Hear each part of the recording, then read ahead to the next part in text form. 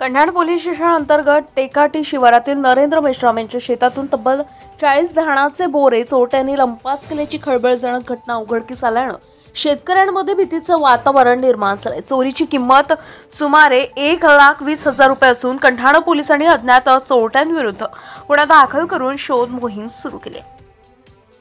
शुक्रवारी 27 डिसेंबर रोजी नरेंद्र मेश्राम वय वर्ष 60 यांनी आपल्या टेकाटी शिवारातील शेतात कष्टानं धान काढून 65 पोत्यांमध्ये भरले। त्यांचा मुलगा प्रजू मेश्राम यांच्या शेतातील 71 पोते घरी नेण्यात आले। मात्र रात्री उशीर झाल्यानं मेश्राम यांनी त्यांच्या शेतातील 65 पोते शेतातच ठेवले। रात्री 11:45 पोत्यांवर झाकण घालून त्यांनी घरी परत जाण्यापूर्वी सुरक्षतेची खबरदारी घेतली होती। मात्र दुसऱ्या दिवशी सकाळी 7:30 वाजता पाहणी केल्यावर 65 पोत्यांपैकी 40 पोते गायब असल्याचं उघडकीस आलंय। नरेंद्र मेश्राम यांनी आजूबाजूच्या शेतामध्ये शोध घेऊन आणि लोकांशी चौकशी करून चोरट्यांचा मागोवा घेण्याचा प्रयत्न केलाय, पण यश आले नाही। शेवटी त्यांनी कन्हाड पोलीस स्टेशन गाठून तक्रार दाखल केली आहे। कन्हाड पोलिसांनी अज्ञात चोरट्यांविरुद्ध गुन्हा नोंदविला असून पोलीस निरीक्षक राजेंद्र पाटील यांच्या मार्गदर्शनाखाली तपास सुरू आहे।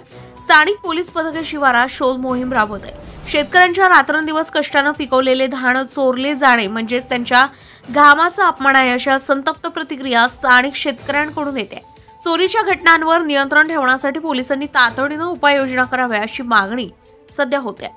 शेतकऱ्यांच्या सुरक्षेचा प्रश्न गंभीर होत असताना अशा घटनांवर वेळीच कारवाई न झाल्यास शेतकऱ्यांचा पोलिसांवरील विश्वास कमी होण्याची भीती आहे। महाराष्ट्र 24 न्यूज करिता ऋषभ बावणकर, कन्हाड।